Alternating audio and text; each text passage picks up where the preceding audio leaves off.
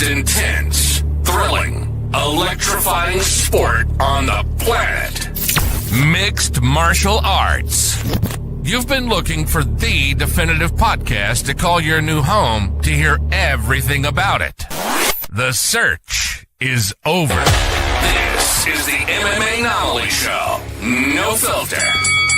Bringing you the hottest MMA breakdowns straight from the heart of the octagon. This show is all about MMA breakdowns. For fans, by fans. We're talking UFC, MMA, and the occasional big boxing match. We'll bring our unique take on how these fights are going to play out and who we think are the best bets. Welcome to the MMAnomaly Show. No filter. And now your hosts, Olin, a.k.a. MMAnomaly, and Emiliano, a.k.a. Jive Turkey Nano.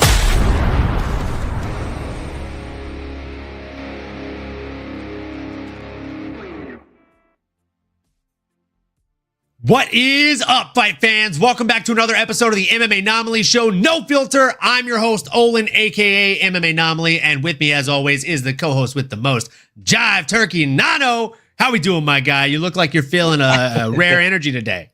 Let's go. I'm energized as can be. Great to see you, brother. I'm doing fantastic. It's Thursday, Friday Junior. We're taking a quick trip to Des Moines, Iowa. So, I got rep by Cali because we stay repping Cali as always. Stay repping Cali. Can't wait, brother. This is a low-key banger of a card, ladies and gentlemen. So thank y'all for tuning in. I can't wait, man. I can't wait. Very excited, man. Very excited indeed. And I mean, this fight card is definitely another really solid free one, right? It is not a pay-per-view. We have a pay-per-view coming up after this one in just a week. Coming up, of course, in the form of UFC 315 on May 10th. But I digress. May 3rd presents a slew of very fun fights, starting off in the women's flyweight division in a bout between Juliana Killer Miller and Ivana Petrovic. This should be a fun card opener. Is it going to be the greatest fight of all time? I don't know, maybe not. But I do think it promises to be a good time, folks. And shout out Capitan Rafucho, Raf in the building. How we doing, my friend? Hope you're having a great Thursday night, or as we like to call it, Friday Junior. Nano, I'm going to let you take the lead on this one, my guy. But first, John Jones is a good person, says, hello, everyone. Hello, John Jones is a good person. We appreciate having you here. Hello. Nano, what do you clip that? Someone's going to clip that of you saying, Olin, just so you know, you're going to go viral. Yeah. John Jones is a good person. Great handle. Your mouth. I never thought that sentence would leave your mouth, but here we are. Great to have you. John Jones is a good person. We see you. And we got let's go. Let's go. We appreciate you, my friend. We appreciate you. Hit this man with some air horns, huh? Nano, tell the people, what are your thoughts on this card opener between Juliana Killer Miller and Ivana Petrovic? It's an interesting one, right? Juliana Killer Miller, someone we have grown to be familiar with. You might have remembered her on her days on The Ultimate Fighter, but she's been on a really tough streak lately, right? The last couple of years have not been in her favor, coming off back-to-back losses. One against a Veronica Hardy, who we all know is an absolute stud. She's got that fighter IQ. Can't necessarily hold that against her. And then she goes out there and just gets another bad knockout against a really tough opponent in Luana, Carolina. I mean, again, I throw my hands up because it's like, what are you going to do? You win some, you lose some.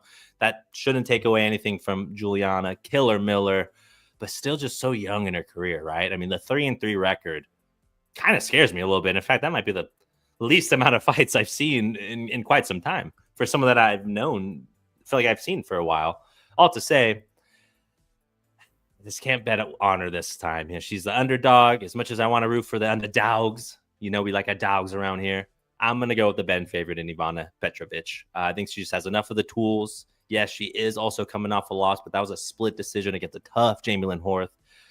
Before that, she was able to secure a arm triangle choke on a Na Liang. So I like what I'm saying. Actually, they both lost to Luana, oddly enough. But with that being said, I'm going with the Croatian sensation in Ivana Petrovic to get it done. What you think, brother? Are we in the same boat, or are you going to ride out the underdog and Juliana Miller? I mean, first and foremost, great breakdown, my guy. I like Juliana Miller, but like you said, she's had a tough run of things, right? It's a clash between two grapplers, in my opinion, with very different styles, right? We all know Miller from Tough, like you said, Tough 30 winner. She's a bit wild and scrappy, pretty relentless on the mat when she's able to get there. But like you said, she's coming off a tough run, handful of tough losses. That always brings a lot of pressure, like a wounded animal in the corner, right? It brings almost a sense of unpredictability to what they're bringing to the cage, in my opinion. On the other side, you've got Petrovic, who is a composed, methodical grappler, has that Norwegian power, uses control and positioning over chaos. She dropped her UFC debut, but her clinch work and cage IQ definitely showed promise even then. Stylistically, it's a scrambler versus a controller style matchup. If Miller can make this sloppy and messy and hunt for subs within the chaos, I think she can possibly find a path to victory here. But let's be honest, if they fight 10 times, she probably wins once. And I'm not willing to bet on this one. So I'm just going to stay away from this one from a betting perspective and enjoy it from a fan perspective. I do think it's going to be a chaotic, delightful fight for as long as it lasts. Like I said, Juliana Miller, win or lose, I feel like is always a fun time out there in the cage. And speaking of not betting on a fight, we find ourselves moving next into the heavyweight division to witness a fight between Thomas Petersen and Dontel Mays, which if you've ever tuned into the show when Dontel Mays is fighting, you know, on the MMAnomaly Show, we don't bet. We don't bet on a Dontel Mays fight. We don't. We bet for him, he loses. We bet against him, he wins. So we're just not doing it. We're not doing it, man. How do I think this fight goes? It's tough. It's a toss-up, right? Thomas the Train Petersen is 9-3. He gets most of his wins by way of knockout or TKO, 78% of them to be exact.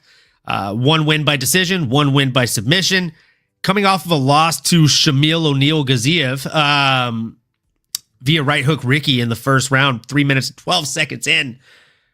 But he also beat Muhammad Usman before that via unanimous decision. He made it look rather easy, to be honest with you. Before that, he lost to Jamal Pokes. So he's a bit of an up and downer. But hey, if the trend continues, this should be a win for him. So, I mean, who's my money on? If I were to bet on this one, which I'm not because it's a Dontel Mays fight, I would probably bet Petersen. I would lean him very, very heavy here. I think he's live to go out there and get a finish, but he's more likely to go out there and get a decision. If you are going to bet him, I would say probably just take the money line bet. I haven't looked at the odds, but I will right now. Let's see what they are, folks. I think they have Dontel as a dog. Yep, Dontel Mays is a plus 230 dog. Thomas Petersen you get at minus 285.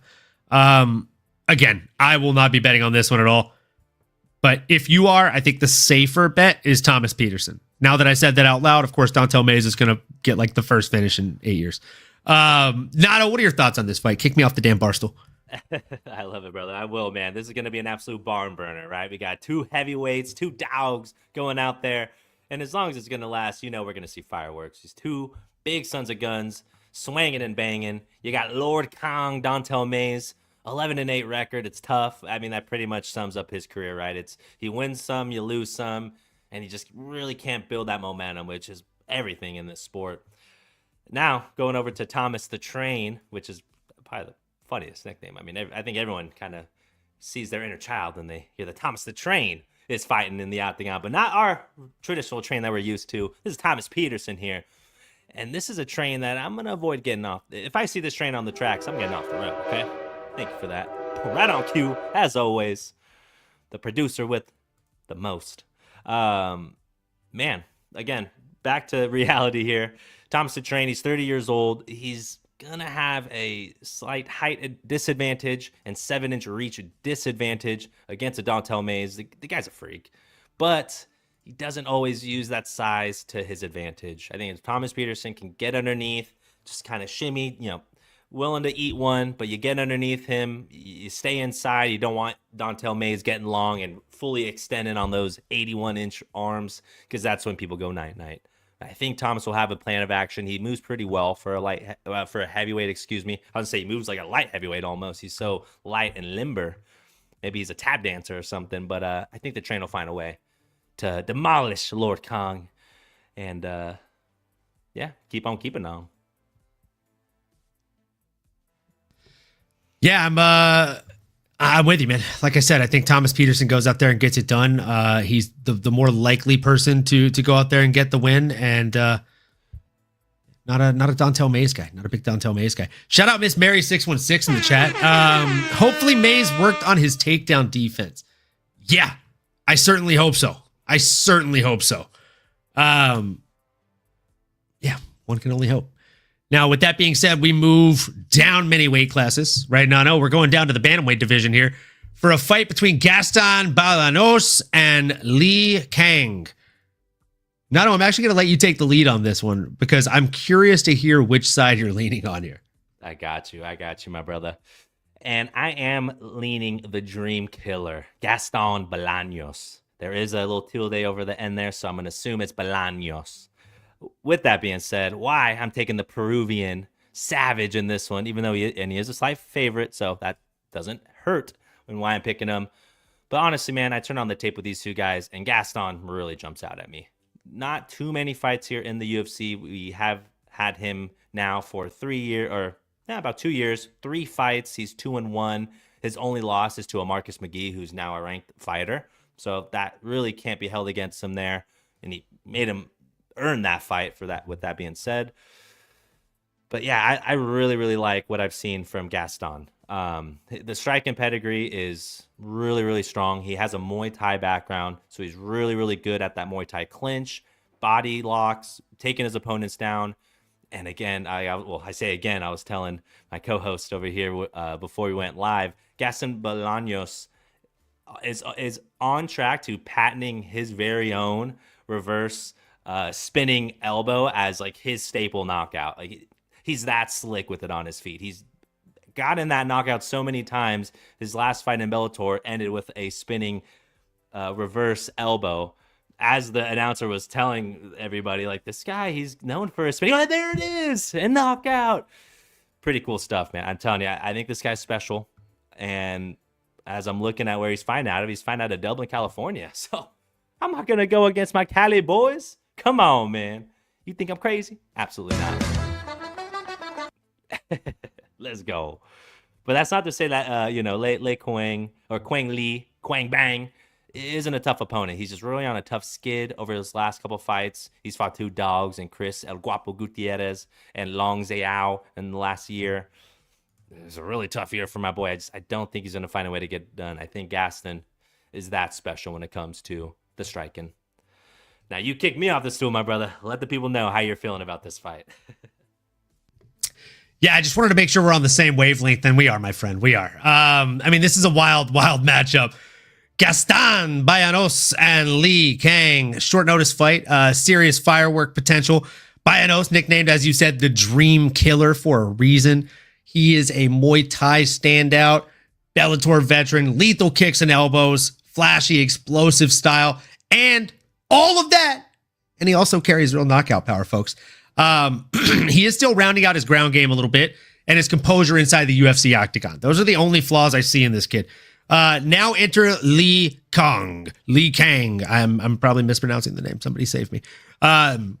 Stepping in on short notice, representing Vietnam, bringing an aggressive striking style of his very own. He may not necessarily have the same level of tenure, but he's no stranger to pressure. With a reputation for grit and forward movement, it's likely to stay on the feet. And if it does stay on the feet, that's where our guy Dream Killer thrives, right? So I'm expecting Gaston to control the range early, land something sharp, like you said, possibly a spinning back elbow.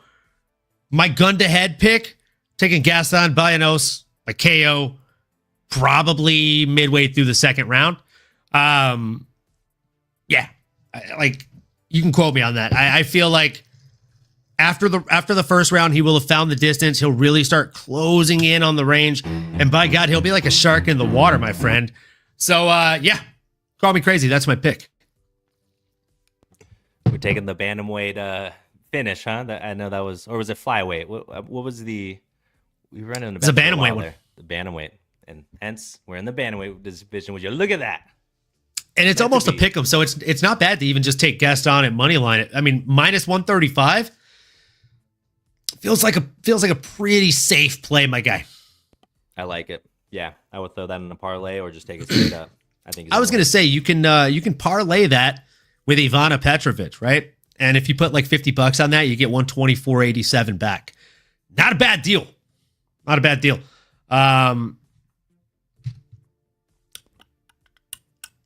Yeah, I'm thinking we might have to do like 2 unit on that one. Possibly. Couple unis. Never heard nobody. Couple units. Yeah, why not? Why the hell not? We'll actually do 1 unit on that parlay and 1 unit on Gaston Bolanos straight. Yeah, I think that's probably the safer bet. Protect our funds. Let's do it. So those are the first 2 bets of the night, folks, and we move on into the women's strawweight division for a bout between Marina Rodriguez and Gillian Robertson. Man. This is an interesting bout, my friend. This is an interesting one. I'm just going to come right off the gates and tell you I've got Gillian Robertson here. I really like both women, but I think Gillian Robertson just brings something slightly more special to the table here, right? And what she brings to the table, I'll be honest, it's that grit, bro. It's that suffocating top game. Like, make no mistake, Marina is a high volume striker, Muay Thai kind of heavy style by the look of her, right? Long, technical, really deadly in that space. But even though she's fought some of the best in the division, I don't know, man. I just think Gillian is a bad stylistic matchup for her. This fight's going to be all about who's able to control the inside of that octagon, and I think it's going to come down to Gillian. If Marina is able to keep it standing, she'll likely be able to pick Gillian apart at distance. Stiff jabs, punishing clinch work, knees to the body in there. But if and when Gillian does close the distance, no, it's going to be bad, bro. She's going to drag it to the floor early and often, and we could likely just see another suffocating grappling performance from Gillian Anderson.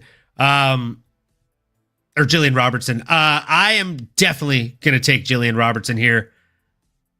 I think she gets it done via decision. I know her opponent has fought, possibly the more exciting fights, possibly the more exciting opponents. But again, I think stylistically, Gillian Robertson is a nightmare for her. So, and shout out Matua in the chat, leaning Robertson as well. What up, Matua? Let's go, my friend. Good to have you as always. PFL on some bullshit right now. I'm not surprised, motherfucker. What's going on? What update us? Tell us more, please. Yeah, Bolanos and Lee are so evenly matched. I agree. I do agree. That's why it's damn near a pick 'em on DraftKings Sportsbooks right now. So we are leaning Bolanos though. So God willing, inshallah. Absolutely. No, I'm on the same wavelength as you, my brother. It's hard for me to bet against a Gillian Robertson who's continuing to get better every time she steps in the octagon. She's starting to get into her prime at 29 years young. She's about as hot and fiery as her red hair is. She's really, really good, man. And she's got all the tools, and she's tough enough. I think that's the big thing in this matchup specifically with the Marina Rodriguez, who I feel in her prime, in her heyday, was one of the nastiest, one of the most violent women I have seen in the octagon. I love her style. Unfortunately, she's 39 years old. How much left is in the tank? And she really, really has proven to me and to the general public that she just doesn't always have an answer for someone that has a dominant grappling/wrestling game. And that's exactly what Gillian has. It's not just in the repertoire. It's not just a card on the table. Gillian is a fantastic wrestler, and it is an advantage against anybody she's in there with. Basically on Earth and probably Mars. So I'm also going to lean with you, my brother. I'm taking Gillian Robertson all the way, minus 300 odds is obviously not that juicy. Maybe I'll parlay her, but I do feel good. And honestly, I mean, under 2.5 at plus odds, I might even like that because I can see a second or potentially third round finish as Gillian is just wearing out in Marina Rodriguez. I think she'll eventually find one. And that'd be a huge win for Gillian Robertson.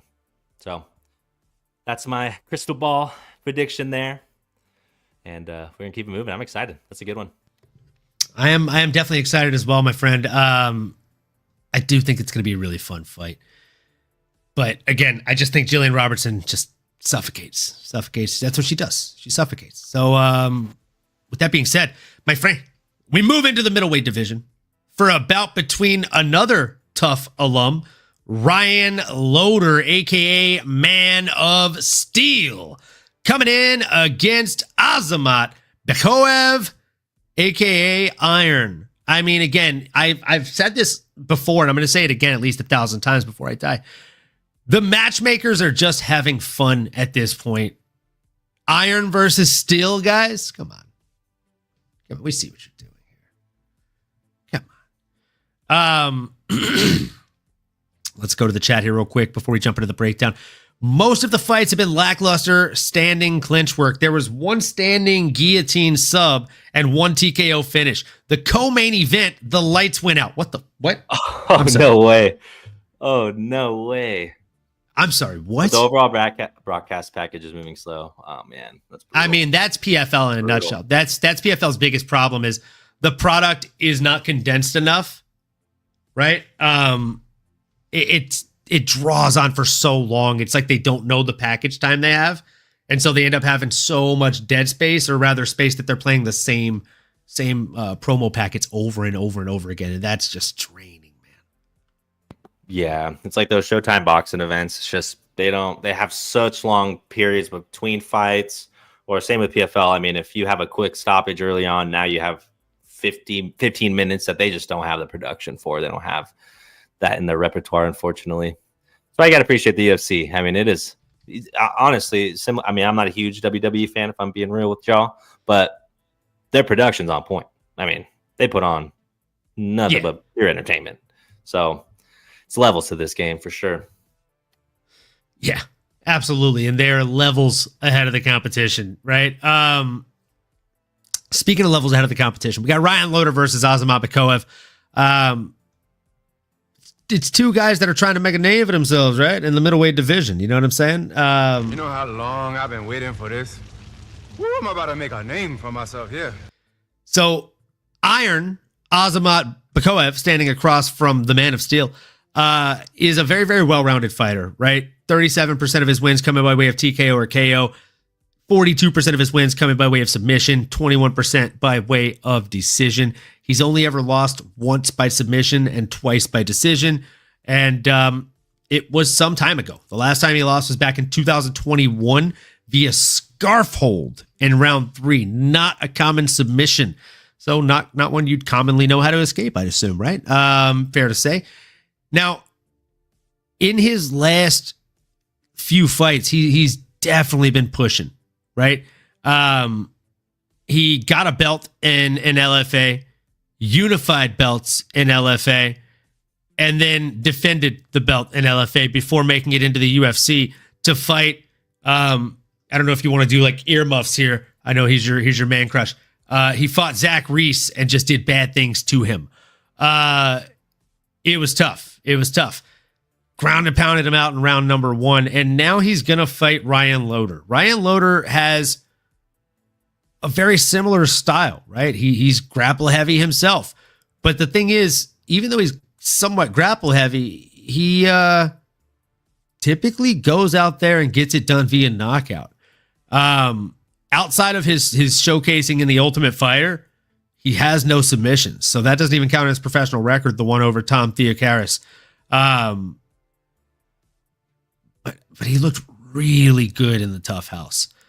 And then he comes out and he makes his UFC debut against Robert Valentine and just made it look easy on that Caio Borralho versus Jared Cannonier card. This is a tough one. I feel like I'm kind of between a rock and a hard place. also feel like Ryan Loder has fought the better guys. He's a bit of a dog here, right? Is Ryan Loder plus 320. I'm tempted to put maybe like a fifth of a unit on him here, but I could easily be talked off the ledge. Where's your head at with the American wrestling versus Russian wrestling setup going on here on Saturday? Yeah, man, this is a really interesting tale of the tape for sure. I was a little surprised to see how big the odd gap was, like how much of a heavy favorite Azamat is at minus 410 currently. When I just turn on the tape, I think both guys are impressive in their own ways. You know, I can see why Azamat is probably the betting favorite with the 19-3 record. He's younger. He obviously has more experience, hence the record there. With a win in the UFC against Zachary's, who was tough, right? That was a really good showing. He does have some power to him. Like when you look at him, like he's a big, strong son of a gun. And with that Russian background, I don't know if he's necessarily known as a big grappler as much as he just like is going out there and dying on his shield. I mean, his last fight was a knockout. He's got a lot of finishes under his belt. All to say, I don't know if it's just the Superman fan in me wanted to bet on the underdog, the Man of Steel, Ryan Loder. Very, very impressive debut. I should say, I guess was it for his Ultimate Fighting contract, right? I think his last win was the showcasing the championship, ended up getting the contract, and he won in dominant fashion. Aside from the striking, which I think was pretty solid, really, really strong ground game. And I do think if there's a path for victory for him, it's going to be through the ground game. It's going to be him being able to muddy it up, be slick with his movements, and just not be a sitting target for an Azamat. Azamat is willing to stand there and go tit for tat, see who the tougher guy is. And most of the time it is going to be Azamat. So I think Ryan has come in, even though he's young in his career, 7-1 record. He said he's only been training for 4 years, which is insane to be that good at 33. His physique is insane too. I mean, the dude's waistline is like 28 inches and he's got bigger, broader shoulders than friggin' NBA players do.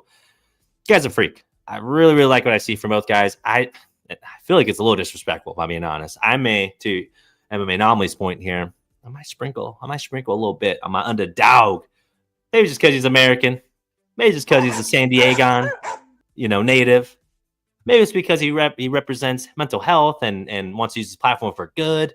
He's freaking Man of Steel. He's Clark Kent. How do you not want to root for the guy? Come on, man. There it is. Flex that arm, Olin. I see you, baby. Yeah. So I'm going the Man of Steel here, man. That's it. And if I'm wrong, I will happily do a shot next week. Let's go.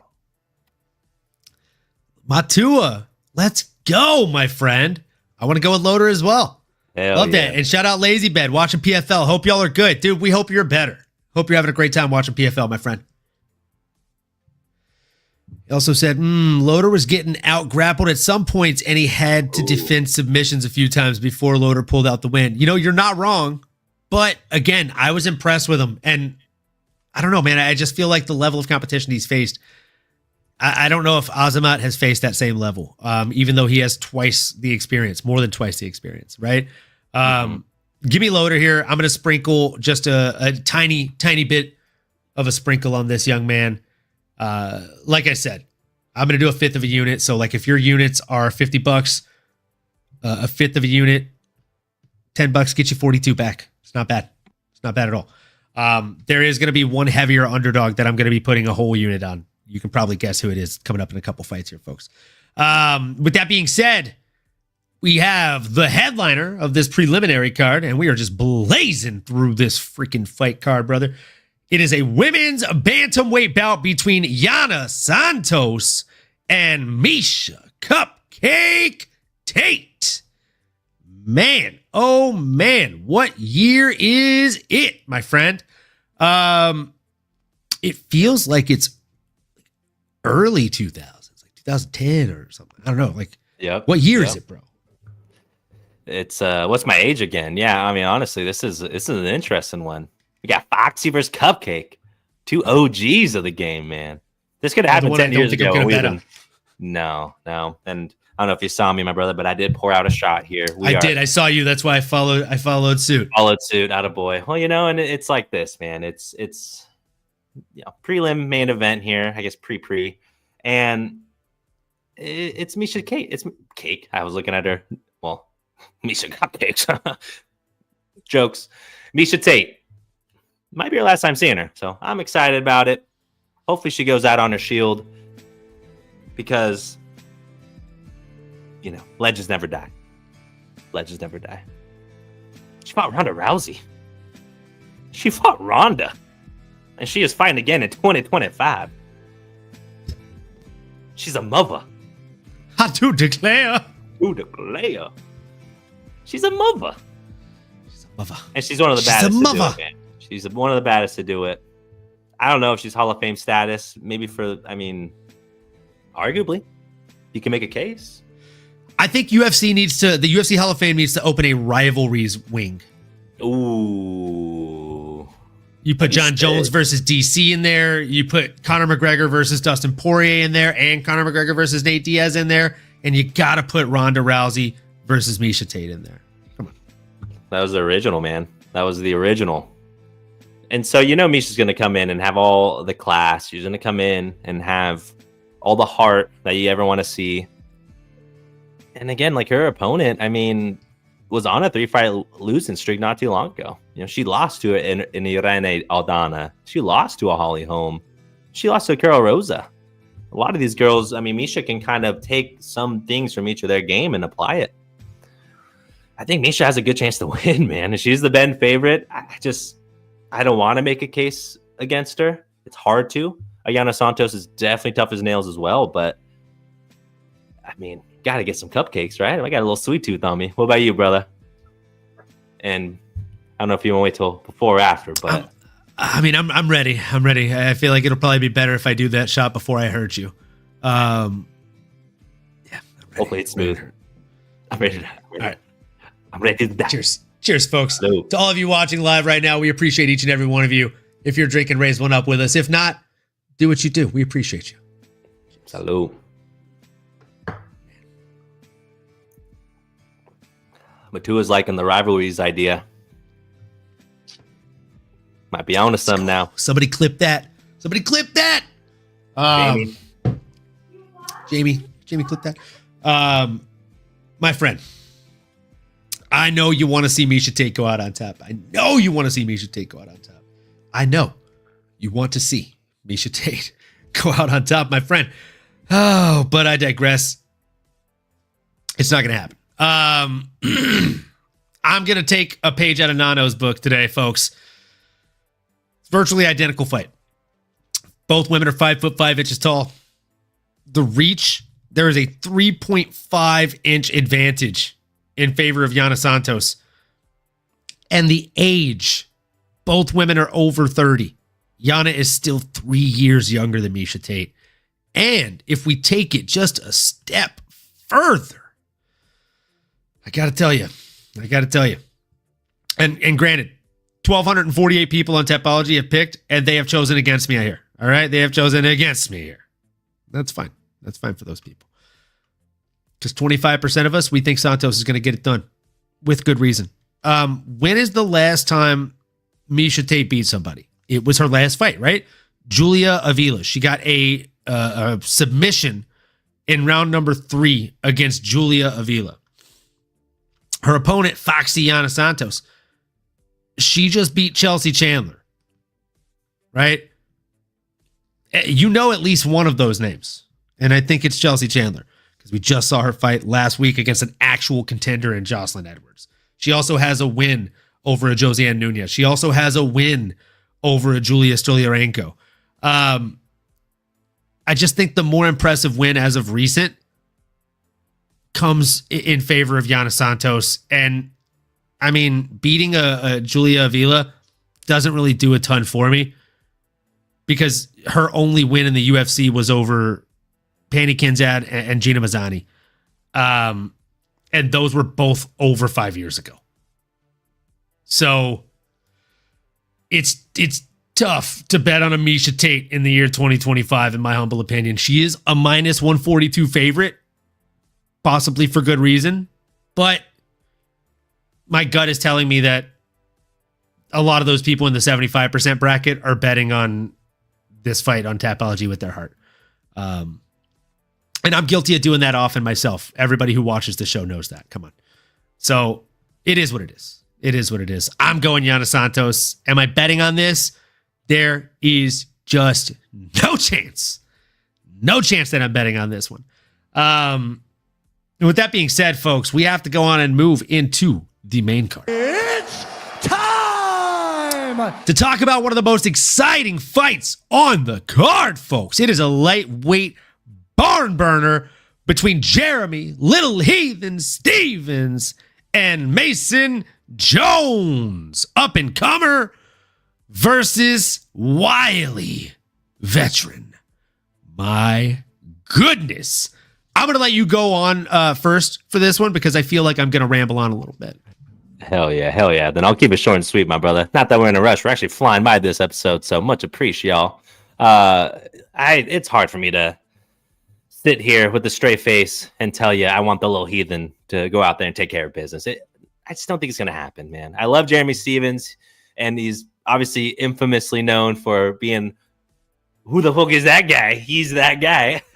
Unfortunately, shout out Conor McGregor there on that one. One of the most infamous moments ever. And honestly, since then, it's been tough sledding for our boy Jeremy Stevens. You even just look at the last time he fought in the UFC. It was 2.5 years ago. Actually, almost.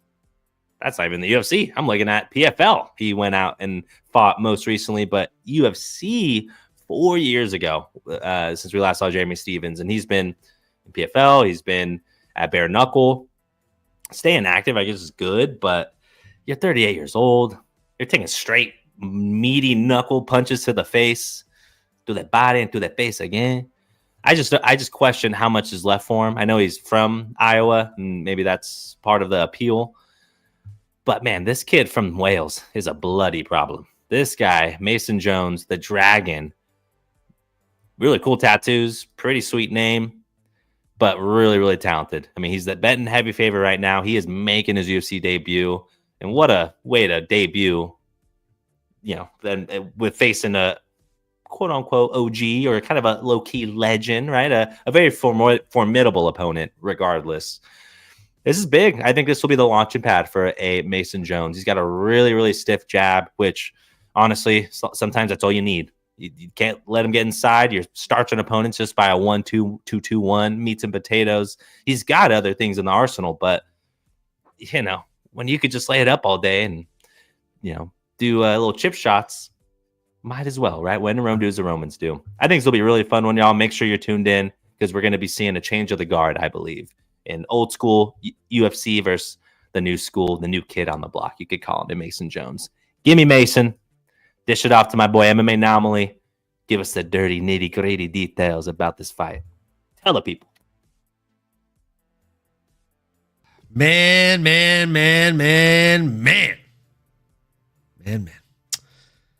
This is one of those fights you just love to see, my friend. I am stoked about this one.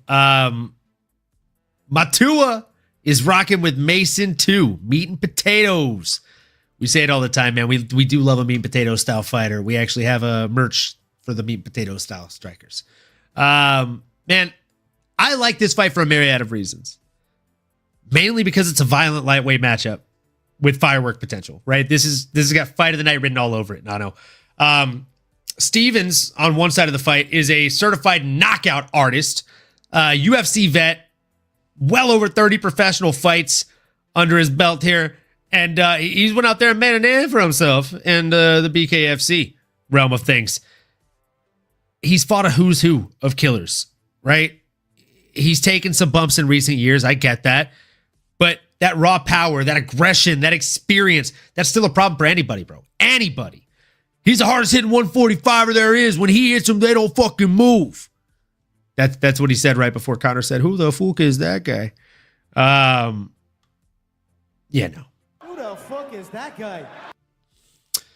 Had to do it to him. But look, man, what I like about Stevens, what stands out about Stevens is his ability to, no matter what's happening in the fight, be able to turn it around, with one shot. And it's the same reason I love this sport over NFL, over NBA, over NHL, over MLB, over any other like Big Five sport in the world. Because look, if I'm down 2 touchdowns and there's a minute left, I'm pretty much screwed, bro. I can be down 24 minutes with a minute left and still ruin your night. And there's something freaking brilliant about that, bro. There's just something nice about it. I think that's what's going to happen on Saturday, my friend. Look, I get it. Mason Jones is a former Cage Warriors champ, aggressive as hell as well. Very well-rounded, but he's hittable and still working on polishing his defense. He does have a very meat and potatoes style. He loves to pressure forward, but that actually plays into Jeremy's wheelhouse, Nano. If Jones marches forward and keeps his hands down, because you know Jeremy's going to start peppering that body and make him drop those hands, he could walk into something real nasty. I'm taking Jeremy Stevens by KO. He's the more dangerous striker. And if he can keep it standing and laying clean, he's here to remind everyone why he is one of the most violent men to ever do it. This guy is an absolute beast, and you don't even have to be so bullish as to just take him by knockout. You could take him by money line at plus 425. It's hard not to, my guy. I'm going to put a unit on him. If your units are $50, that's $262. If your units are $10, that's $52.50 you get back. Either way, I'm putting one of our units on it, and I'm happy as hell about that because I think it's going to hit. Let's go. I see you. Okay. We're on opposite ends this time. Someone's doing some drinking next week. Let's go. Someone's going to drink. Speaking of someone that's going to get taken down under, my friend, we have a bantamweight division between Serhiy Sidey and Cameron Smotherman. I mean, when your last name is Smotherman, I almost feel like you have to become a fighter, right? And it almost feels like it'd probably be natural course of action for you to, I don't know, become a guy that can submit folks. Maybe makes sense. This guy's only got 1 submission win, so I don't know. Maybe he just smothers people with them hands because that's typically what he does. He gets that knockout.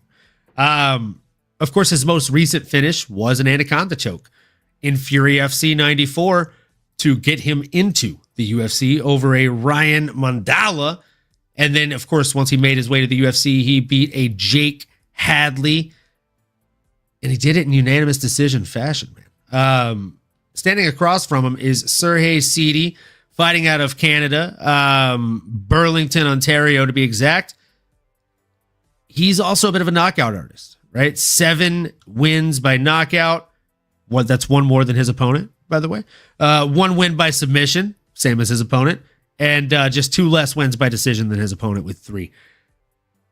I think Serhiy Sidey is the more explosive and more importantly, the more tested fighter here, right? Nano, his most recent win came over our guy, Garrett Armfield, G8.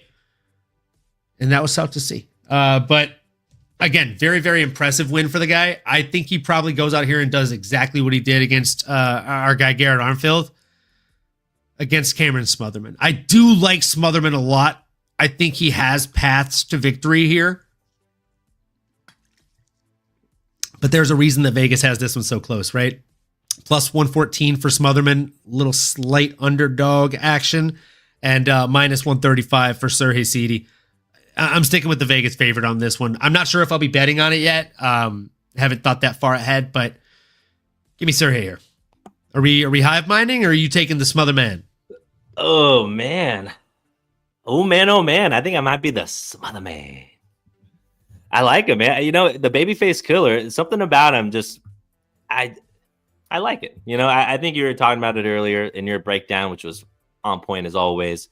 But this kid, Cameron Smotherman, representing Houston, H-Town, stand up, on a 4-fight win streak. A few of those wins were not in the UFC. He did have his Dana White Contender Series debut about 1 year and 8 months ago, lost to a Charlampos Gregorio, who's a stud. You know, that's not necessarily going to diminish too much, in my opinion. But I do like the 4 wins in a row. And the thing with his opponent, Serhiy Sidey, that I guess to your point, we're familiar with them. We've seen him go out there and do some good. He did beat our boy Garrett Armfield, but that was a split decision. Could have argued maybe one person in the world could have changed his mind, and he would have been on the losing side of that. Prior to that, he lost a rematch to a Ramon Tavares via split decision as well. He beat Ramon the first time via knockout, but if he's not starching you, I think he has potential to lose, at least just based off what we're looking at here. Split decision wins, grindy, windy type of opponent. I just think Cameron Smotherman has a little bit more moxie. He's got that aura to him, and he fights with it as well. He's violent. He's looking for the finish, and I think the boomerang back into the UFC was probably the best thing that could have happened to him. You gain some confidence. You gain some additional skills, just your natural maturation. He's 27 years young. I mean, Serhiy's 28. So both these guys, we're going to be seeing a lot of them in the future. But for now, I don't know if I don't know if it's part of just being contrarian. You know, maybe good to have a little yin and yang. But going into it, I was slightly leaning Cameron. But I don't know if I feel good enough to bet on him because Serhiy's a problem. So that's where I'm at on this one. One of us is getting drunk next week. I know that much. Sheesh. It's a fact, son. It's a fact. And with that being said, we move into one of my favorite fights here. One of my favorite fights. It's a bantamweight bout between Montel Jackson and Daniel Marcos. My freaking guy. I'm going to take the lead out the gates on this one. I'm very excited about this fight, right? It is a pretty intriguing bantamweight matchup, but at the same time, I feel like I've got the crystal ball in my way right in front of me here, and I can just already see how this one's going to play out. I'm leaning towards Montel Jackson here. Spoiler alert. Jackson's a physical specimen at 135. Freakishly long reach, powerful hands, excellent wrestling if he chooses to use it, which he doesn't have too often. And I know he's had some inconsistencies in the past, but when he's locked in, like your boys, he's a serious threat, okay? His left hand is a heat-seeking missile, and his size advantage is something that makes that all the much more a problem, right? Daniel Marcos is undefeated. I know that. He's 17-0. He brings a crispy boxing style, lots of forward pressure, but he has not faced anyone with the physical tools that Jackson brings. Marcos can make it competitive. I know that. If he turns it into a high-volume striking battle, maybe he can make it competitive with that boxing style. But look, Montel doesn't need volume, kids. He does not need volume. He just needs moments. If Jackson controls the distance, times the entries, and just lands one left, this could be a big statement win. My pick, Montel Jackson by knockout. He's too sharp, he's too long, he's too powerful, and his strikes are too goddamn pretty. And by the way, his hands are also too damn big, Nano. Too damn big! Do you know how big his hands are? They look huge, bro. They're bigger. He wears a larger glove than Francis Ngannou. What? At a bantamweight. What? There's a picture of him holding his hand up to Francis. His hands are larger. Yep, it's on Reddit. Bro. Oh my I God. wish I made that up. John Anik said that fact like last time Montel fought, and I was like, there's no way. And then I found that picture. I was like, there is a way. Oh my God. Insane. Sheesh. What a beast. Insane. And then shout out to the chat. Best chat in the freaking world, folks. Montel KO TKO at plus 350. Oh my gosh. Hell yeah, Matua. I like what you're thinking. Let's go. We got to find that. Hey, I'll tell you what, though. This guy, Daniel Marcos, is a tough son of a gun. He's a tough son of a gun. It's just one of those things like Montel Jackson, like his fist, like he is truly the quickest, fastest puncher, I think, in the UFC. I mean, it is substantially faster than anyone he's ever been in there with.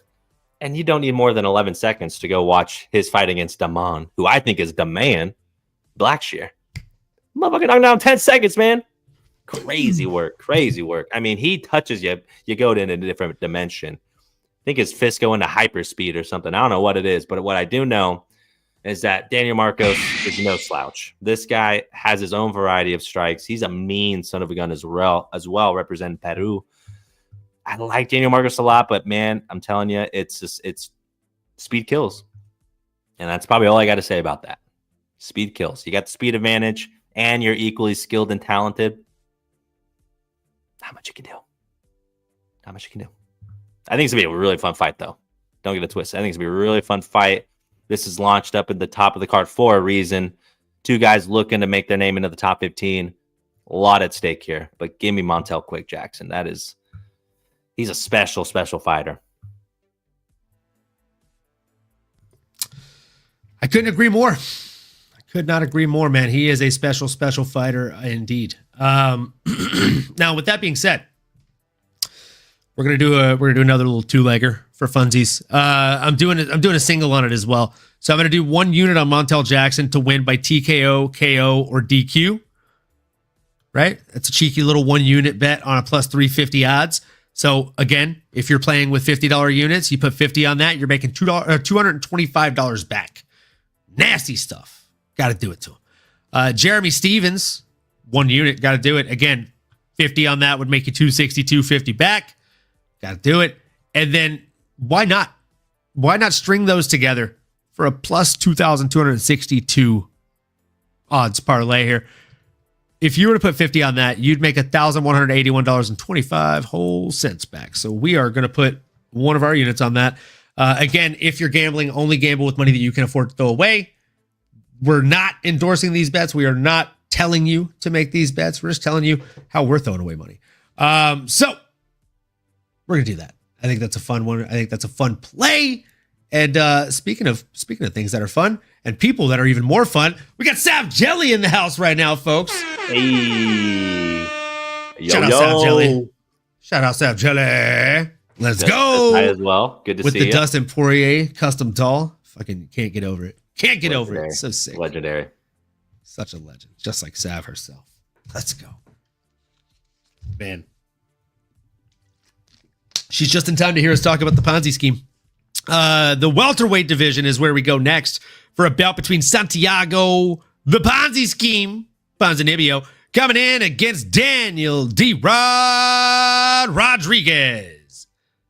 Nano, my fucking guy. Well, you take the lead on this one. I feel like I've been steamrolling through these last few. Tell the people who you have winning this one and why. This is a fun one, man. This is a fun one. Two guys that we have grown to know in the UFC octagon. Santiago, Ponzinibbio, someone that's always putting on a show. A lot of fights under his career. 30-8 record. Really involved in the UFC as well. I mean, he does like the Spanish commentary, or I guess color commentary, and helping call fights and things like that. The Argentinian dagger is an issue, man. This guy. And honestly, I feel like this is a really good matchup. Both guys are 38 years old. I'm going to sit here and basically say they both do a lot of the same things. They're both tough as nails. They both can bite down on their mouthpiece, walk their opponents down, pretty slick on their feet, but they're not necessarily like the biggest, best athletes in the world. They just are able to outwork their opponents. And that's something you could definitely admire. His opponent, Daniel, a.k.a. D-Rod, somebody that, again, love to watch him fight. He's finally coming off a win after riding 3 losses in a row against all absolute savages. But he did beat Alex Moreno by split decision. And, I mean, if I'm being honest, well, actually, they both fought Alex, but they both beat him. So that's not, MMA math doesn't really check out there. Is it tough? Is it bad to say I'm torn here? Honestly, my gut is telling me Daniel Rodriguez for some reason. And I'm looking at the odds plus 102. It's almost a pick 'em. I'm sure that means some money's coming in on D-Rod. I just like the boxer. I like the guy that's a little bit cleaner with the punching. I think Santiago definitely is game for a finish or can go out there and usually put a whoop in. But when you got someone that's tough in front of him, like a D-Rod, I mean, you could look no farther than the Kevin Holland fight. You know, Santiago got beat by him. A Muslim Salikov, he lost as well. A Michel Pereira, all tough guys with strong I think that might be where D-Rod can potentially find a path to victory. I like my underdog here. That's where I'm going. But I'd be remiss if I didn't say Sav Jelly's going Ponzi. Now I'm scared. No, I should have changed my mind. That makes me nervous. I'm super fucking loud over here, man. Talk to me, man. Matu is with you, man. Matu and you were sitting on the same fence, my friend. He said he's been on the fence about this D-Rod fight. And, you know, it's a tough fight to pick in. But, I mean, let's talk about it, right? It's a banger in the welterweight division. Both these guys are gritty, tough. They both love a good scrap. both wily veterans, if we're calling a spade here, right? I'm giving the edge, though, slight edge to the slightly more veteran Santiago Ponzinibbio. Ponzinibbio may not be in his prime anymore, but neither is D-Rod. And he's still a dangerous striker with sharp boxing and nasty leg kicks. And that experience against high-level competition is going to go a long way in this bout, bro. He's also shown that he knows how to dig deep in these wars, and he finds ways to rally when he really needs to. Across from him, D-Rod, Daniel Rodriguez, he's a volume puncher, right? And even though he brings that constant pressure, he's been hittable, very hittable in recent outings. And that's risky against somebody like the Ponzi scheme, who can snipe in that pocket, right? If Santiago can manage the pace and stay defensively sound early on, I think he makes this a gritty, wily war. He lands the cleaner, harder shots over the 3 rounds, and that's why my pick is Ponzinibbio here.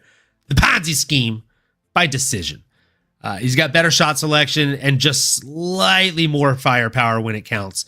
So, yeah, I like the Ponzi scheme in this one. Let's jump in the comments here. D-Rod hasn't shown me anything lately to make me confident in him, but same with Pon. This is a sketchy one to bet on. I agree, Sav.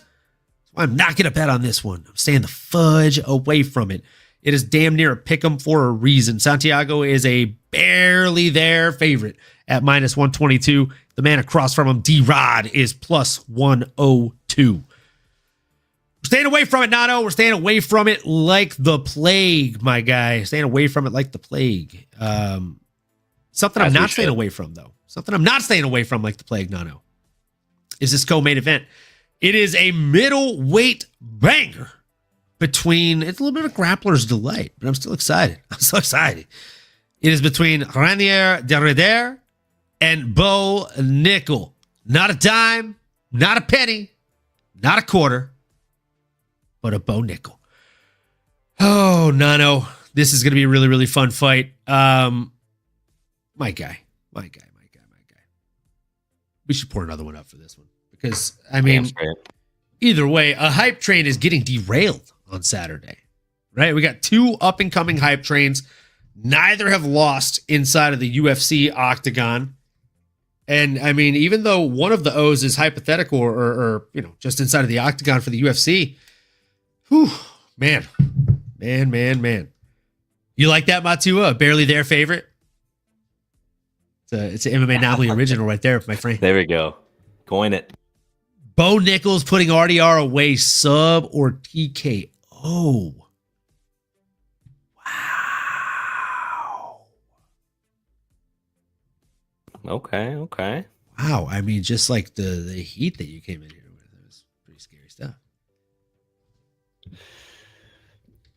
I mean, that was just, I mean, they felt very, like, I felt like you typed that with confidence. I mean, he and then you got capitalized Sav on Nickal. Jelly saying, I want RDR to win, but I'm picking Bo. All right, well, cheers. Cheers to hopefully you all hitting your bets if you're betting on this one. And if you're not betting on this one, cheers to you enjoying some good fights and hopefully enjoying this show. Cheers, folks. Thank you. Salute.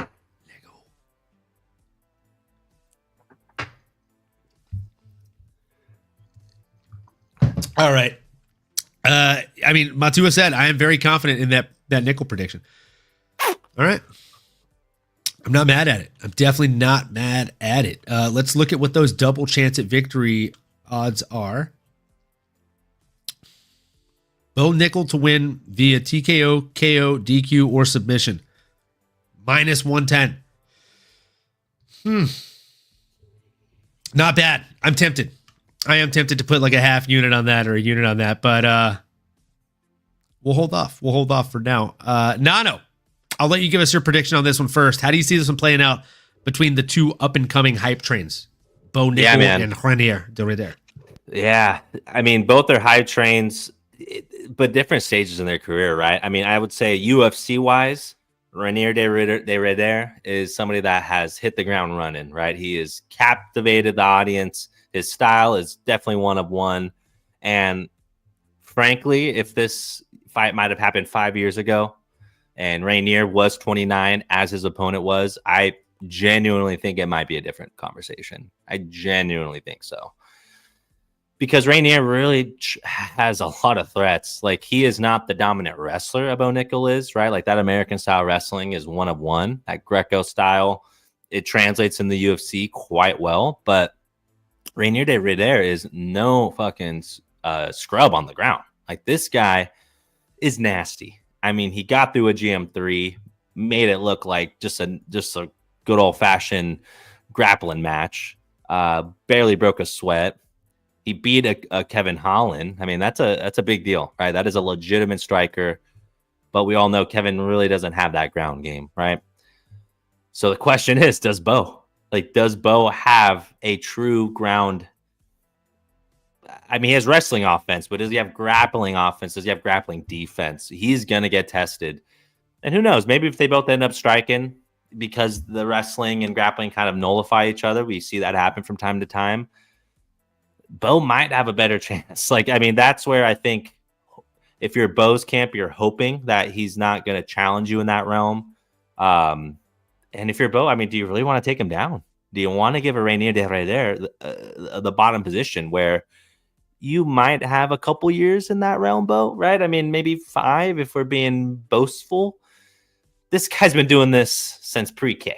Okay, this guy, Reinier, has been putting people to sleep since probably Bo was in high school. I mean, this guy's still young. And yeah, again, RDR, I mean, the other thing is just when you start watching some of his story and some of his recent not recent fights because he's been beating everyone, but when he is up against a tough opponent, a big, strong guy that can go tit for tat, he's lost. He's I don't want to say given up, but he didn't get off the stool in one of his fights in a championship fight at one of his last organizations. And again, at 34 years old, I mean, I think there is a path of victory for him. Let's not make it a mistake. I mean, he's plus 275. If I was a sicko, if I was, a villain, if I were trying to, put bad juju out there, I may sprinkle some of that on there. But no, I'm going the American, man. I'm going Bo Nickal. He's an athlete. He's a competitor at the highest 10th degree. And I think he's getting better every single time we've seen him. I do think in the striking, you don't need as much time for, but when you have a dominant wrestling game, when you can get people in uncomfortable positions, obviously you got to avoid the chokes, but I think Bo will. I think Bo's smart enough and savvy enough at this point in his career to get it done. If this was his first fight, I'd probably say no, there's no effing way. But I think we've seen enough at this point. Real quick, what up, Lane? We see you. And I'll dish it back to you, MMAnomaly. Let us know how you're feeling. Great breakdown, Nano. Honestly, as always, but I feel like that was one of your better ones, man. Yeah, I think you took most of the meat off the bone. Like, it's a grappler's dream match, right? Let's just call it a spade a spade. Two of the most promising submission specialists, two of the most promising grapplers currently in the division. De Ridder is a former two division champ over at one. Dynamic submission artist, relentless style, very, very complete grappling game, like you painted, right? His jiu-jitsu is next level. He's not afraid to push the pace or the volume when it comes to the grappling, and he's always looking to suffocate his opponents out there, all the way down to putting the hand over the mouth. The problem, he hasn't faced a grappler like Bo Nickal. He hasn't faced a grappler on Bo Nickal's level. Bo is an absolute phenom. He's a 3-time NCAA champion with elite level wrestling pedigree that's tough to match. He's also one of 2 Hodge Trophy winners to make it to the UFC. The first one was Ben Askren, who Dana had a vendetta against and waited till he had a bum hip. Bo's the real fucking guy. Bo is everything that we wanted Ben to be, and Ben would have been if he got into the UFC 10 years prior. That's a fact. That's a fact. Folk style wrestling, freestyle wrestling, out the fucking wazoo, brother. Like, he can pull wrestling things out of his ass like a magician pulls a rabbit out a hat. It's nasty stuff, bro. His top control is scary. His takedowns are explosive. His striking, because of the level of explosion in his grappling, is explosive. He's building his striking. But his ground game is levels above a vast majority of UFC fighters currently. His ability to chain wrestle could and should give De Ridder serious problems. This fight likely comes down to who's going to be able to impose their style first, who's going to be able to, for lack of better words, lead the dance, right? I got to go with my guy, Bo Nickal, and I got to go with him inside the distance. Yeah, I just think he gets it done inside the distance. If I had to pick a specific way he gets it done, I would say submission, maybe like late in round number 2. Yeah, I think the chain wrestling is going to be a little bit too much. And I also think that his chain wrestling paired with Reinier De Ridder's overconfidence in his grappling against an elite level grappler like Bo Nickal is going to prove to be a detriment. He's going to end up giving up his back in a scrambling position, thinking he's going to be able to shrimp his way back to his feet and probably get rear naked choked by somebody like a Bo Nickal or even armbarred. Yeah. I mean, you could certainly chase something when you're that talented and you're getting your opponent in all these crazy positions. They're tired. Like, it can happen. And with that, we got to move into the main event of the evening, folks. We got to move into the main event of the evening. It is a bout between bantamweights Cory Sandhagen and Deiveson Figueiredo. Man, oh man, oh man, oh man. I mean, what are we thinking about this now? Do you have a favorite? Do you have a dog in the race? And if so, is that dog named Scooby-Doo because you're backing Cory Sandhagen? It's exactly that, right? Ruh-roh Raggy is absolutely correct. If you saw Ruh-roh Raggy? Ree! Ruh-roh. Hell yeah, man. And Waggy, he's totally going to win, man. I'm going with Cory Sandhagen. The Sandman is back. And he's just too cool, man. He's honestly one of my favorite fighters since he came in. His poise, his freaking striking variety, and the way he knows how to just go out there, implement a game plan, and win. And it may not even be his true style. I mean, go turn on that Marlon Chito Vera fight. Dude puts on an absolute clinic every time he's in here. And he's going up against a dog. He's going up against a tough son of a gun, one of the baddest to ever do it in the flyweight division, now in the bantamweight division. Deiveson Figueiredo is a problem. He is a fucking savage. I wish we could have turned back the clock and got a previous version of Figueiredo, but at 37 years old and with a fighter like Cory Sandhagen, who you turn on the highlight tape, you see all the flashy knockouts and cool strikes and big badass back tattoo. But yeah, you don't see the ground game. You don't see the grappling that he's capable of. And again, just fighting IQ, like you got to give that to Cory Sandhagen. That plays dividends at this game, at this stage, knowing what I'm going to do exactly and when and not deviate from it. Cory Sandhagen is the man, but he's not the only man. If you want to know another man, the big dog, I'm talking S-Dog MMA talk. What it do, baby? Let's go. Sheesh, let the big dogs eat. Dogs bark in the backyard. Let's go, Sterling. Just ended the watch along for PFL and stopping by to say, Sandman all day. Sandman all day. I already know that's how Sterling would say it. I had to turn up the Sterling energy, big Sterling energy, BSE as we say. Speaking of big Sterling energy, I can't wait to see that energy live and jive and in person in June with yours truly, Jive Turkey. It is gonna be a hell of a time. Oh, and by the way, Sav Jelly's gonna be there too. Let's fucking go. I mean, I don't know if Vegas is ready for that 4-pack. You add Miss Mary to the mix, and I mean, it's just too much. It's too much energy, folks. It's gonna be a good time. We're pouring up one final shot because I mean, when the man, the myth, the legend, S-Dog shows up. Come on, you know we gotta represent. Let's go, Sav. Yes, party time. I know how to take a shot now. Show. I feel like a proud father right now. Oh my goodness. They go Miss so Mary, fast. are you seeing this? Are you seeing this? Can I pin that comment? Somebody come look at this. Somebody come look at this. Look at this. Somebody come look. Somebody come look at this. Wait, Western Mass Climber, have you been here the whole time just waiting for us to hit that sound clip? And if so,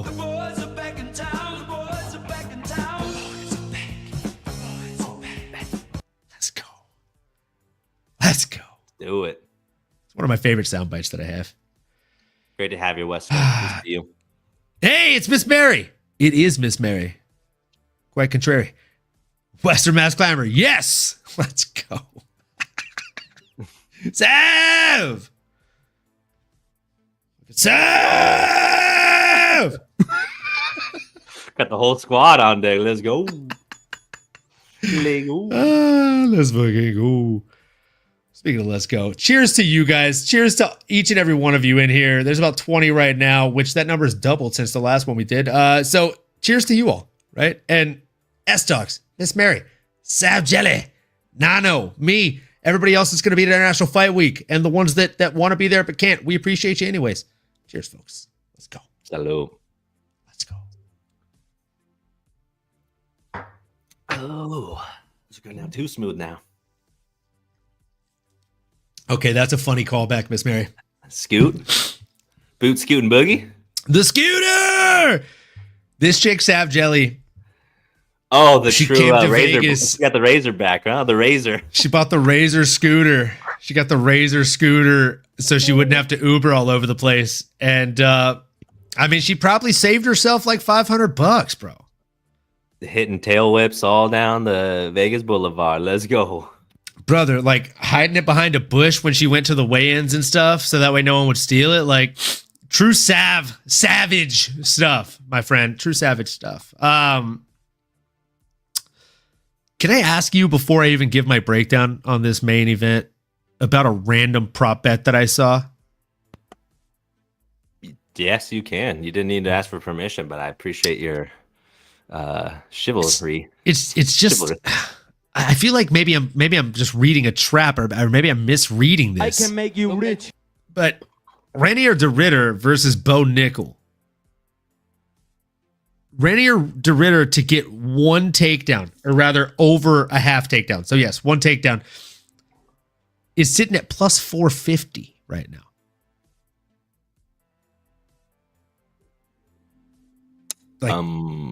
Like do we really not think Reinier de Ridder can get one takedown against Bo? It's a trap, right? I think that's all we're gonna. Well, I think it's just scoring going to be of it, grappling. because how long does he have to hold the takedown for to be considered a takedown? Because he can possibly get him, but if Bo does one of those wrestling flip kicks up, and he just has to get ass to mat or back to mat. I think he could even reverse something, right? I mean, he's game for something like that as this well. is a great question. Does pulling guard count as a takedown? It does not, because you end up on your back. You'd have to sweep, and even that wouldn't count as a takedown. So that's why this does feel a little bit trappy, right? Yeah, a controlled takedown. Exactly. You have to get a takedown with top position. Doesn't have to be long for the top position, but you do have to get top position. Otherwise, like a guard pull would be considered a takedown for the other person in most cases, especially in UFC. And then if Reinier de Ridder does pull guard and then sweeps to top position, that still doesn't count as a takedown. It counts as a reversal. So it's tough. That is tough. But especially if you're of the belief that RDR is going to have a fighting chance, I think one takedown over 15 minutes can definitely happen. That's what I'm saying. Yeah.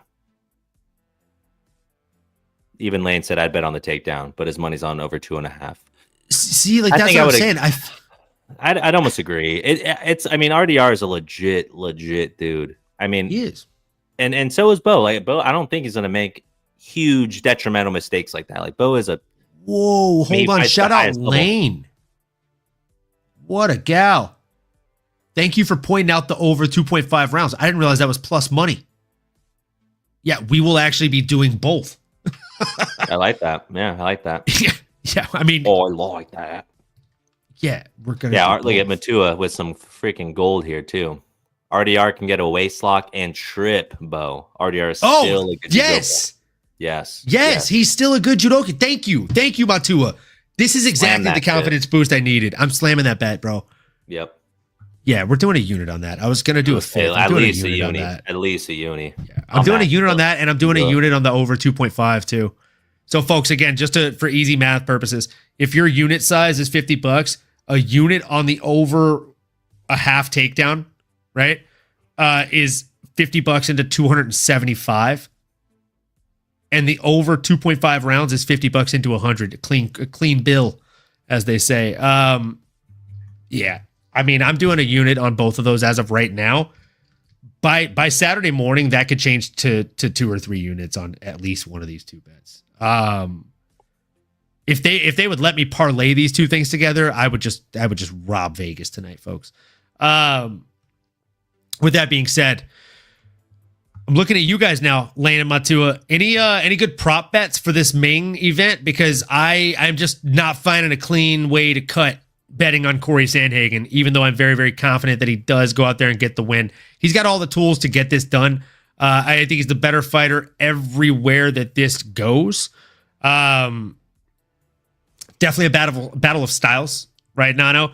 Sandhagen is the more dynamic striker, known for his kind of fluid movement. I would say Sandhagen is a higher volume, less power TJ Dillashaw. Yeah. Like the way that he moves, the like dipping in and out, leads with his head, with his footwork, which is a weird thing that I've only ever seen TJ Dillashaw and Dominic Cruz do prior to seeing him do it. He's tall, he's rangy, he's got excellent footwork, tons of techniques that he can use, spinning back fists, spinning back kicks, flying knees. We all remember the freaking one that hit Frankie Edgar. God rest his soul, man, after that one. And he felt horrible about it too. Yeah, I mean, he felt bad because he killed a legend, bro. Legend killer. And Cory's cardio and ability to adjust on the fly, they make him a tough puzzle for anybody to solve. Like, have you ever put together like a 1,000-piece puzzle and there's 2 pieces missing? And you don't realize until the end? But half of that, and missing piece. I haven't even gotten to that close, so I don't know actually. Brother, like me and Miss Mary one time, we put together, it was either like an 800 or 1,000-piece puzzle, and we got to the very end, and I think this is probably why we've not tried to put together a puzzle since. There was like 2 pieces we couldn't find, and I'm like, are you kidding me? Days. Days. So like hours on hours. That's got to be what it feels like. That's got to be what it feels like to fight a Cory Sandhagen, because you're like, weeks, months. I trained for months for this, and I feel stupid. It's probably frustrating. Yeah, you're whipping air, you're getting tripped, you're getting beat up. It's like you've been in, like, I know you have not like sparred or done it in the cage, but I know my boy's been in street fights, and I know it costs a lot more energy when you're missing the shots you're throwing than it is when you're landing them, right? Yeah. It's a different kind of energy expenditure, and he makes people miss, and he makes them feel silly. Now imagine how you feel when you do that in a street fight, and then imagine how much more tiring it would be knowing that thousands of people are watching you on TV. Look silly. Yeah. Like, it's a mind fuck to think about, bro. And that's what this guy goes out there and does time and time again. And Deiveson Figueiredo, I mean, the god of war, right? He's an absolute monster. He is a beast of a human being. But he also just went up in weight class here. He's this smaller guy. And I don't think he carries that same level of power against somebody like a Cory Sandhagen, who's fought the who's who at 135. So give me Cory Sandhagen in this one all day. I just think this is going to be nasty, nasty stuff. Matua said Deiveson Figueiredo in round 3 plus 3,300. Cory Sandhagen in round 5 plus 1,800 from BetUS. Oh, that's pretty crazy. That is pretty crazy. I might have to like a 1/5 of a unit on that just to be fun. Or a fucking 1/10 of a unit. Western Mass Climber. Did the dog eat the puzzle pieces? My dog used to eat puzzle pieces. You know, I grew up with dogs, but these days I have a few cats. And fuck, maybe the cats ate the puzzle pieces. They've eaten worse things, I'd assume. Fair. I would assume. Safe assumption. They kill bugs and like bring them to me as like prizes. They're like, Dad, look at this fucking bumblebee I brought you. I'm like, I'm allergic. That's terrifying. What are you doing? Kids will be kids, am I right? You know? I love it. Send him 2-3 years Dagestan and forget. For you. That's what you do with kids. If you want him to be real, you want a real kid on your hands, send Dagestan. So, I mean, are you in the same boat here? You're obviously leaning heavy, Cory, yeah? Yeah, I think so. And the one point I did want to make as you're, going through your breakdown is, I mean, listen, like we get tired. I mean, shoot, I can get out of breath at some elevation just going up the stairs. Now, Figueiredo, or how long is Figgy? I like calling him Figgy. Has Figgy ever been known to be a cardio machine? Even at flyweight. Now we're going up. Now we got 25 minutes with a dog who's constantly moving, and you're gonna have to be chasing him down. That's not a good recipe right there. I think he will fade probably by that. I will say Figgy does really well at. Sorry to cut in. I will say Figgy does really well at cutting off the octagon space rather than chasing, which is something we saw a huge skill deficit with this past weekend with Carlos Prates failing to do that against Ian Gary, right? Yeah. But I mean, he did it twice against Brandon Moreno. One of those fights, he severely failed to cut off the octagon, but he definitely did it in two out of three or 2 out of 4 of those fights. Brandon Moreno is faster on the feet, but is he as slick as Cory Sandhagen with the footwork? I just don't think so. No, not with all the striking. I mean, yeah, he has good footwork. He's a weird puzzle, man. Well, no, he is. No. And that's where, like, I think when Figgy's cutting off the octagon, it's like he's in those situations, he's usually the hammer finding the nail, right? But I think he's used to being the nail. You know, I think that's the only thing there where it's like for him to get to that spot, he'd have to be lean the dance. He'd have to be like applying pressure, which he might be the first one walking forward to start off, but Cory's going to get in his rhythm. And once you start getting sliced and diced up by some strikes, you're less likely to want to be moving forward. You know, you see them kind of doing this sparring, like, oh, I'm there, but I'm not. Like, I don't really want to apply pressure. Again, Carlos Prates, good example last week, just kind of deer in the headlights, got really gun shy because you have a dude in front of you that is moving, that is making you think, and can put a hurting on you. It's just too much, man. It's just too much. It's a problem. Sandman is legit. And he's like a I don't even know what the word is, but I wanted to say like a nerd, but he's like a true like prodigy. He's just a true martial artist. True martial artist. He's just like I think that's what you were searching for. Like he's a true martial artist in every sense of the word. And he'll tell you that. Like there are competitors, there are martial artists, there are athletes. He's not an athlete. He's not. I wouldn't even say he's a competitor. He is a martial artist. He goes out there to see what he is truly capable of doing with his body. And he said it yesterday on the media day. If you haven't watched the media day, guys and gals, I'm planning on cutting a few clips of at least Cory's interviews on that and making some shorts to post up so that way you can digest those on an easy basis.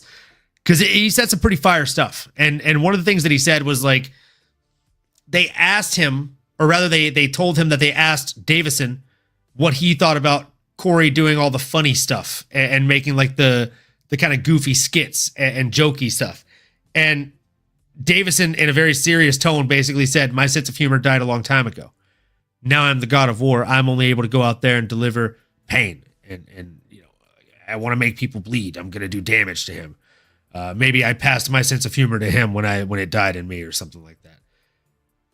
And they told that to Cory, and Cory's demeanor went from like just smiles to anger instantly. And he's like, cool, I welcome it. Do you know why I love the sport that I compete in? Because I get to go out there and legally do things that no other person gets to legally do. I can't even do the things I do inside the octagon on television inside of training. Because I respect my sparring partners. I don't want to hurt them. Someone telling me that they want to go out there and cause me pain, that their sole purpose is to bring pain to me, bring it on. Because now we're going to go to war. And that excites me. Bro, that's fucking scary. That's next level. From somebody like Cory, he's basically saying, like, yeah, I've been a happy martial artist, testing myself. Like, you don't really see him get annoyed or upset on the mic. Bro, he literally said, let's make blood. Let's make blood. Sick. Fire ass interview from Cory. I know I probably butchered it a little bit, but dude, he's incredible. Sandman is definitely a nerd in the best way. He's a consummate reader. I love his media day interview. Oh, dude, I didn't even see this until now. Let's go, Matua. We're hive minding tonight, my friend. We're hive minding tonight, my friend. Love that. There it is. Matua, shout out. Shout out Matua. That person was on air horns. Yeah, the let's make blood comment was fire. This fight is going to be fire. And honestly, this entire fight card is going to be fire. Nano, you have any closing remarks before we call it a wrap? Hey, love y'all. Appreciate y'all. Wouldn't be here without you. Looking at you too, MMAnomaly. Appreciate you, my brother. Make sure you tune in Saturday. This will be a fun one, right? And if you have the opportunity to relax and you're not working on the weekends, do it, right? Take a second, take a deep breath, take in all that air. Regardless of what you're going through, better days are ahead. That's all I want to say, y'all. Appreciate you. Absolutely. And one of these days, we're going to have to pin down the Jive Turkey himself for a freaking watch along for some of these fights, at least for a main card. Got some big ones now, coming up. With that being said, folks, I hope you all have enjoyed this show. If you're watching the replay or if you're watching live, we'd really, really appreciate it. If you haven't done so yet, like, comment, subscribe, smash that bell for notifications. You know the deal. You know the drill. And right after we wrap up the video, do us the biggest favor you could possibly do. Leave us a comment below. We'd love to hear what fight you're most excited about and also what bet you're most confident in. Let us know those two things below. We'd love to hear your thoughts. And we just love to see your beautiful faces popping up in the display picture or whatever you have as your display picture. Looking at you, Matua. Chama. Now, I'm going to stop being ridiculous and making bad jokes and just say this last thing, folks. If you do nothing else we've asked you to do, I'm going to say it again till the day I die. All that we ask is that you keep on going and you keep on growing, folks. We'll see you next episode. You've been listening to the MMAnomaly Show. No filter. As you may have been able to tell, we dig the MMA, and our passion is to dive deep into the upcoming fights, give you our expert breakdowns, and help you make sense of all the chaos that is the fight game. We hope you've enjoyed the show. If you did, make sure to like, rate, and review. We'll be back soon, but in the meantime, make sure to find us on YouTube, Twitter, Instagram, and Twitch at MMAnomaly. Be cool, and we'll see you next time.